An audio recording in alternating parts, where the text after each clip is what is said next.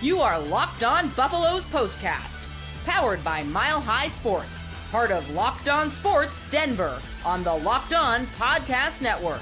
Your team every day.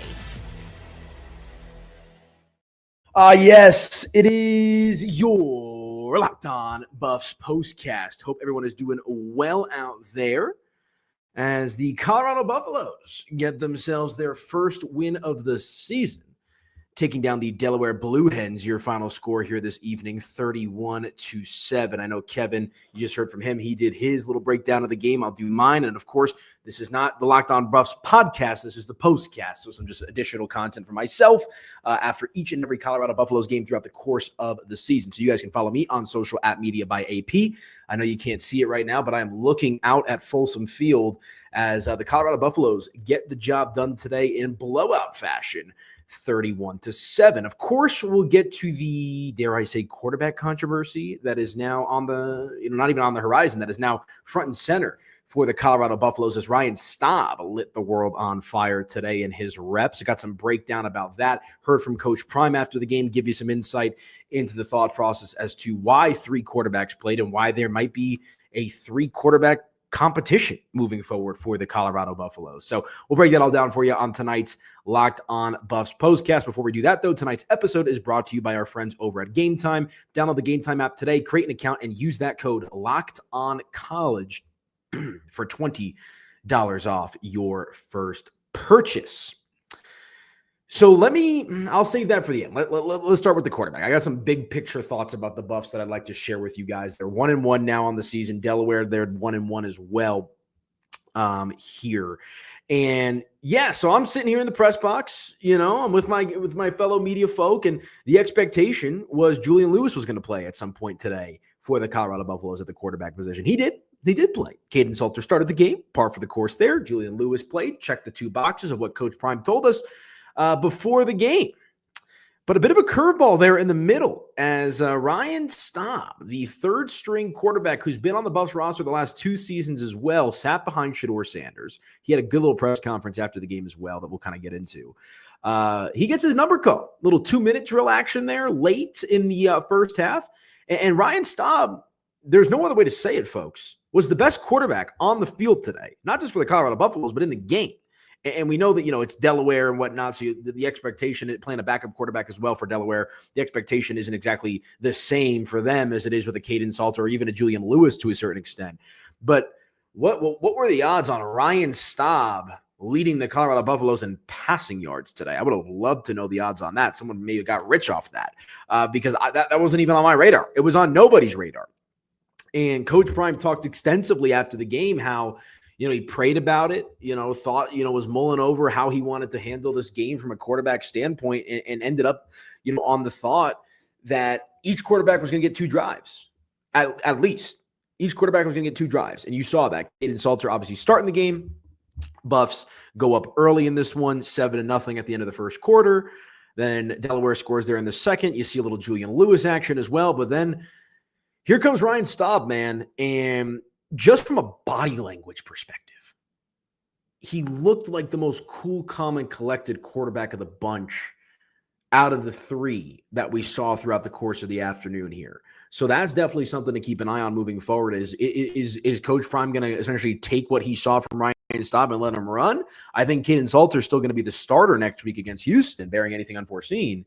But now you've got, going into this year, there was a lot of people, with the radio station that I work at in particular, pounding the drum for Juju Lewis, banging that drum for Juju Lewis, not wanting to see Caden Salter, thinking they should turn the keys right over to Juju. Look at what Bryce Underwood's doing with Michigan, kind of as an example there. Nobody had Ryan Staub on their bingo card. And now it's like you sit back, and I'm thinking about what the fellows are going to talk about on Monday morning outside of the Broncos, of course. But when it comes to the Colorado Buffaloes, the conversation is going to be, is Ryan Staub the guy moving forward for the Colorado Buffaloes? Because here's the thing, and I don't think Caden Salter has been dealt a bad hand necessarily. I mean, he was expected when he transferred in here to be the guy, to be the starting quarterback with a little Juju Lewis sprinkled in every now and again. Caden Salter hasn't been great. He hasn't been great. He had a good start to this game. Let me pull up these stats here on his first drive because I know he was perfect across the board with his statistics. Give me 1 second. I know I tweeted it out. Point being, as I looked this up, like Caden Salter was fine today, at least out of the gate for the Buffs. And then in the middle of the game, yeah, here it is. Perfect on Colorado's scoring drive here in the first quarter of the game. He was 6 for 6 with 46 yards, 3 carries for 29 yards, and then rushed in a touchdown there as well. And, you like the rushing touchdown from Caden Salter. There was a couple of other moments. There was one other run that he had that was good. I believe it was a designed run off the top of my head. But you're still seeing with Caden Salter, and I get maybe it's a little unfair. It's only 2 games, but we got to take what we got. Not willing to run the ball as aggressively as I thought he would be, right? I didn't watch a lot of Liberty football. I'll be the first to admit it, but like the big profile, the big background on a guy like Caden Salter, when we found out that he was going to be quarterback 1 for the Colorado Buffaloes, is a true dual threat quarterback. And I don't know if it's because he has something to prove or, maybe his reads are off or whatever it might be, but there's been a handful of opportunities. I mean 6, 7, maybe even 10 plus opportunities through the Buffs' first 2 games where he's been under center that he's had the opportunity to go out and run the ball and pick up 6, 7, 8, 10 plus yards, a first down, whatever it might be. And he's opting not to do it. So that's definitely something to keep an eye on. Like Caden Salter, I think the expectation in Coach Prime's head, just kind of reading between the lines here, was, they expected to blow out Delaware. He expected to get Julian Lewis some reps and whatnot, and all that came to fruition. But I also think, Caden Salter and the offense as a whole, it's not just Caden Salter, leaves a little bit to be desired. The running game has been, solid for the Colorado Buffaloes. Simeon Price today lit it on fire, 9 carries for 55 yards. Declan Taylor adds 7 for 48 as well. Caden Salter, the third leading rusher, 9 for 25. But point being, you're not watching Caden Salter after these first 2 games and saying, that's our guy.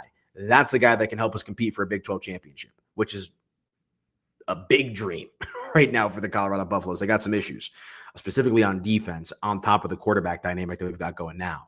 But, Ryan Staub comes in here, provides a little stability, 7 for 10, 157 yards, average of 15.7 yards, 7 touchdowns would have been crazy. 2 touchdowns, excuse me.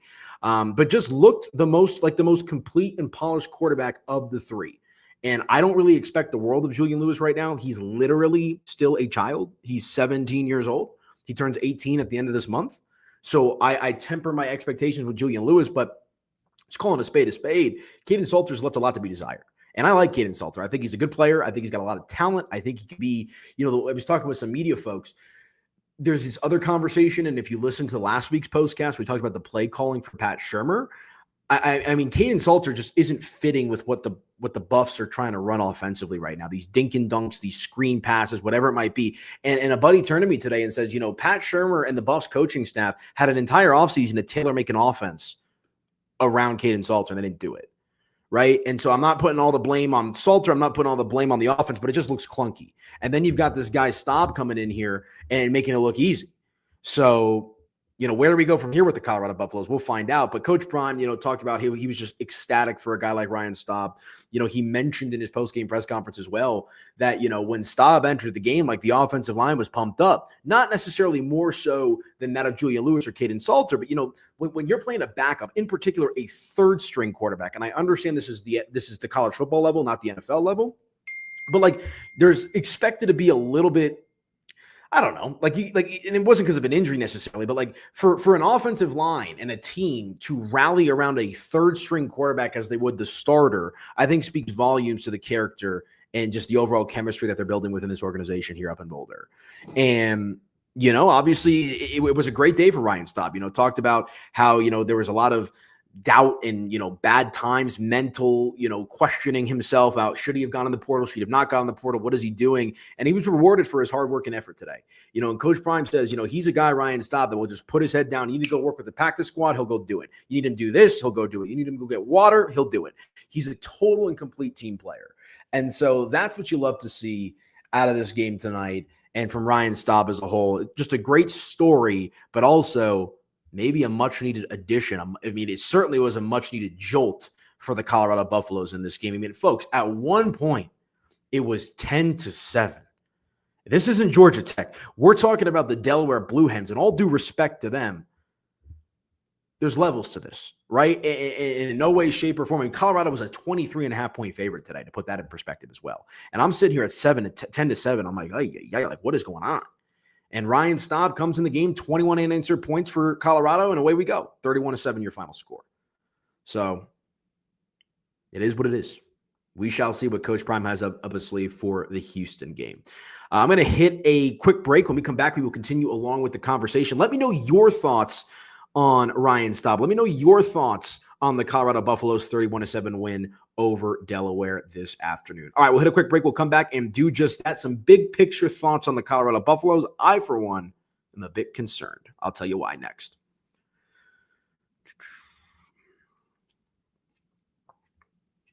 All right, you guys, let me tell you about our friends. Oh, wait, hold on. I will tell you about Game Time in just a minute. If I can get my scripts pulled up the right way. Oh, what the heck? All my windows closed out on me. You've got to love that, don't you?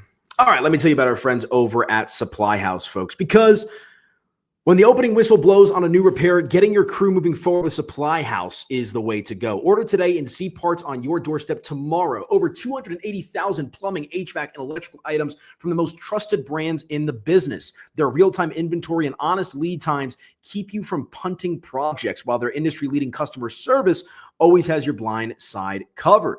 Join the free Trademaster program today and score various perks like priority shipping, lower prices, and dedicated support line.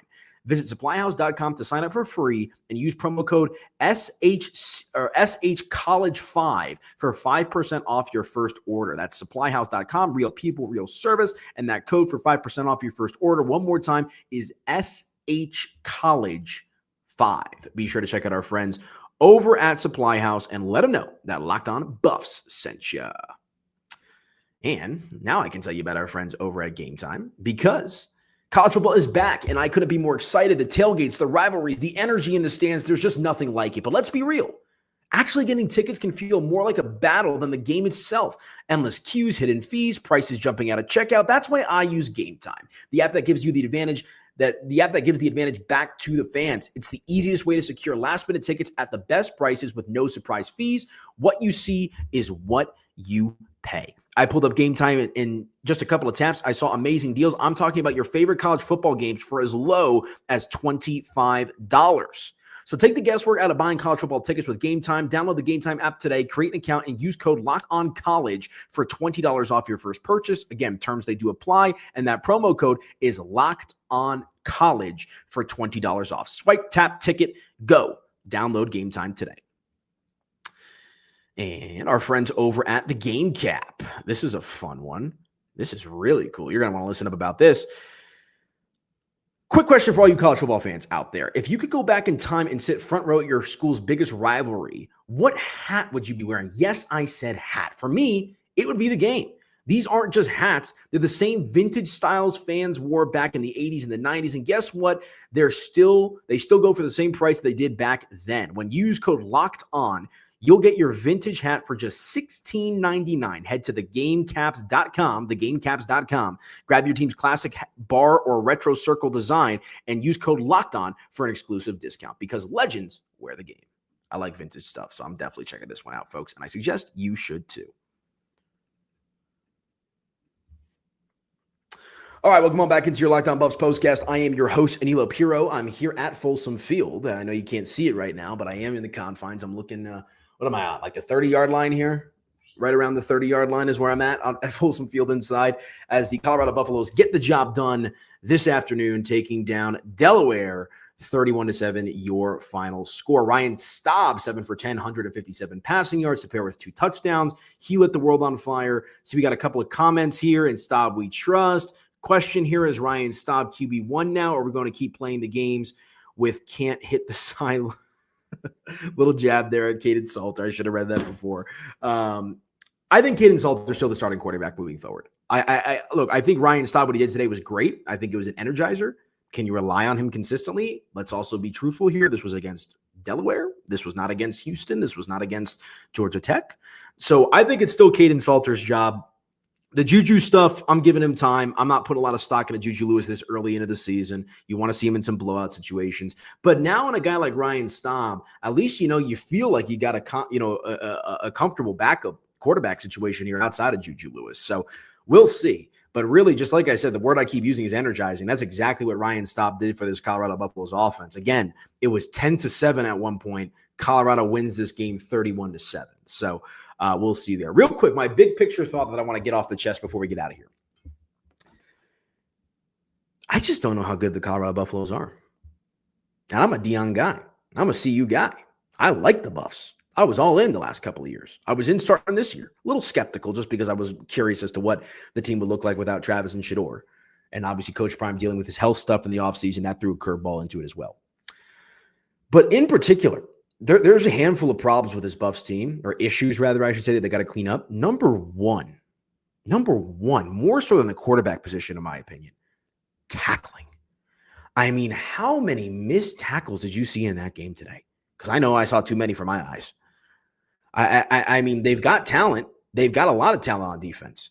But, I'm seeing it's like they're not getting the runner to the ground until the third guy comes in here. It's like missed tackle 1, missed tackle 2, and then a gang of guys teams up and brings them to the ground.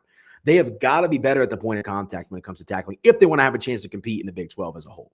So that's my big picture kind of takeaway here is I think there's more questions than answers with this CU Buffs defense. And I know you're looking at it, Aniello, you're criticizing, you're being critical of a CU Buffs defense that gave up 7 points yet at Delaware. This game should have, they should have also scored more points should have CU. That's another conversation.